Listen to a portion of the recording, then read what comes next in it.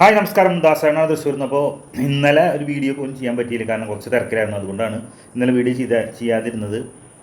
വിഷയം വേറൊന്നുമില്ല. ഇപ്പോഴും വിഷയം ലാലേട്ടൻ്റെ തുടരും എന്ന സിനിമ തന്നെയാണ് വിഷയം. അപ്പോൾ ഇന്നലെ വീഡിയോ ചെയ്യാൻ പറ്റാത്തത് കൊണ്ട് ഇന്നിപ്പോൾ വീഡിയോ ചെയ്യുകയാണ്. ഇപ്പോൾ എന്തെങ്കിലും പ്രത്യേകത ഉള്ളൊരു വീഡിയോ ചെയ്യാമെന്ന് വെച്ചിട്ടാണ് കുറച്ച് വൈകിയതെന്ന് മാത്രം. അപ്പോൾ എന്തായാലും സിനിമ വമ്പൻ വിജയം നേടിക്കൊണ്ട് മുന്നേറിയിരിക്കുകയാണ്. സിനിമ ഏകദേശം 50 കോടിക്ക് മുകളിൽ ഇപ്പോൾ തന്നെ വേൾഡ് വൈഡ് കളക്ഷൻ കിട്ടിയിട്ടുണ്ടെന്നാണ് അറിയാൻ കഴിയുന്നത്. വമ്പൻ സിനിമ. ഇതിപ്പോൾ നമ്മൾ ആരും, മമ്മൂട്ടി ഫാൻസിലും നമ്മളായാലും ആരും എഗെയിൻസ്റ്റ് പറഞ്ഞിട്ടൊന്നും യാതൊരു കാര്യമില്ല. സിനിമ വമ്പൻ ഹിറ്റായി, എല്ലാവർക്കും ഇഷ്ടപ്പെടുന്ന സിനിമയാണ്. അപ്പോൾ ഒരു ഡബിൾ ഒപ്പീനിയനുള്ള സിനിമയാണെങ്കിൽ, രണ്ടഭിപ്രായമുള്ള സിനിമയാണെങ്കിൽ പിന്നെയും എന്തെങ്കിലും നമുക്ക് വിചാരിക്കാം. പക്ഷേ ഇതെല്ലാവർക്കും ഒരേ സ്വരത്തിൽ ഇത്ര ഇഷ്ടപ്പെട്ട സിനിമ അടുത്ത കാലഘട്ടത്തിൽ ഇത്ര ഇഷ്ടപ്പെട്ടൊരു സിനിമ വന്നിട്ടില്ല എന്ന് വേണമെങ്കിൽ കരുതാം. കാരണം അത്രയധികം ഇത്രയും ട്രെൻഡ്, അല്ലെങ്കിൽ എവിടെ പോയാലും ഇതിന് മാത്രമാണ്, സിനിമയെക്കുറിച്ച് മാത്രമാണ് ചർച്ച നടന്നുകൊണ്ടിരിക്കുന്നത്. അതുകൊണ്ട് ഒന്നും പറയാനില്ല, ഗംഭീരമായിട്ടുണ്ട്. മാത്രമല്ല ലാലേട്ടൻ, ശരിക്കും പറഞ്ഞാൽ അതാണ് ഏറ്റവും വലിയ പ്രത്യേകത. ലാലേട്ടൻ എന്താ പറയുക, വിൻറ്റേജ് ലാലേട്ടനെ പോയി, വിൻറ്റേജ് ലാലേട്ടൻ നഷ്ടപ്പെട്ടു, പുതിയ ലാലേട്ടനാന്ന് പറഞ്ഞിട്ട് എല്ലാവർക്കും, മോഹൻലാൽ ഫാൻസ്, മമ്മൂട്ടി ഫാൻസിനായാലും മോഹൻലാൽ ഫാൻസിനായാലും എല്ലാവർക്കും ഒരു കംപ്ലയിൻ്റ് ആയിരുന്നു. പഴയ മോഹൻലാൽ അസ്തമിച്ചു എന്നുള്ളൊരു കാര്യം. അത് തിരിച്ചു കൊണ്ടുവരാൻ ഈ സിനിമയിൽ സാധിച്ചിട്ടുണ്ടായിരുന്നു. 100% ക്രെഡിറ്റ്സ് ഗോസ് ടു തരുൺ മൂർത്തി തന്നെയാണ്. അദ്ദേഹത്തിന് പഴയ ലാലേട്ടനെ തിരിച്ചു കൊണ്ടുവരാൻ ഒരു പരിധിവരെ സാധിച്ചിട്ടുണ്ട്. എന്നാൽ ഈ സിനിമയാണ് ലാലേട്ടൻ്റെ ഏറ്റവും സൂപ്പർ സിനിമ എന്നൊന്നും പറഞ്ഞാൽ ഞാൻ വിശ്വസിക്കില്ല, അല്ലെങ്കിൽ ഞാൻ സമ്മതിച്ചു തരില്ല. ലാലേട്ടൻ്റെ ഇതിനേക്കാളും കിടിലൻ സിനിമകൾ വന്നിട്ടുണ്ട്. പക്ഷേ ഈ അടുത്ത കാലത്ത് വന്നിട്ടുള്ളതിൽ ഏറ്റവും നല്ല സിനിമ എന്നാണ് ഞാൻ പറയും.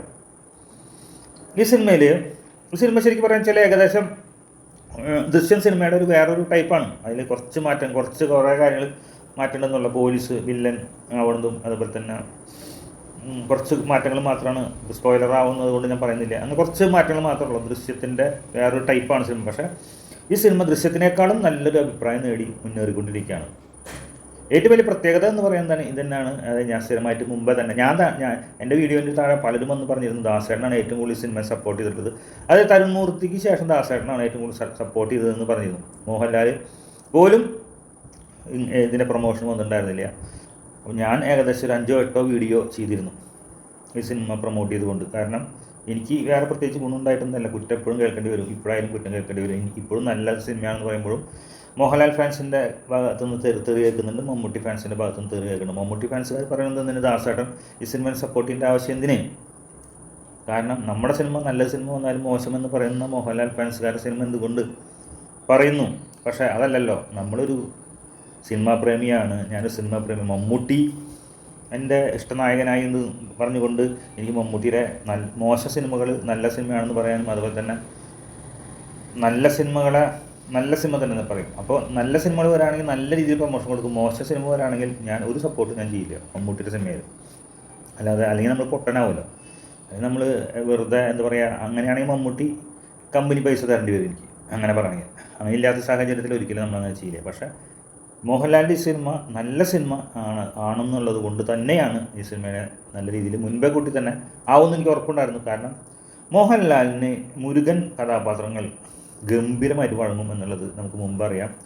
4ാമത്തെ സിനിമയാണത്. ഞാൻ മുമ്പ് കുറേ വീഡിയോ ചെയ്തിട്ടുണ്ട്, അതിൽ എല്ലാം പറയാം. ആദ്യമായിട്ട് ലാലേട്ടൻ്റെ നരൻ എന്ന സിനിമ വന്നപ്പോൾ വേലായുധൻ എന്നായിരുന്നു കഥാപാത്രം. പുലിമുരുകൻ വന്നപ്പോൾ മുരുകൻ എന്നായിരുന്നു കഥാപാത്രം. അതിന് മുമ്പ്, ഈ 2 സിനിമയ്ക്ക് മുമ്പ് ഏറ്റവും മുമ്പ് വന്നത് നമ്മുടെ കാർത്തികേയൻ എന്ന കഥാപാത്രം ചെയ്തിട്ടുള്ള ലാലേട്ടൻ, അതായത് രാവണപ്രഭു എന്ന സിനിമയിലെ കാർത്തികേയൻ. എന്താ പറയാ, ആ കാർത്തികേയൻ. അതേപോലെ തന്നെ നരൻ്റെ വേലായുധൻ.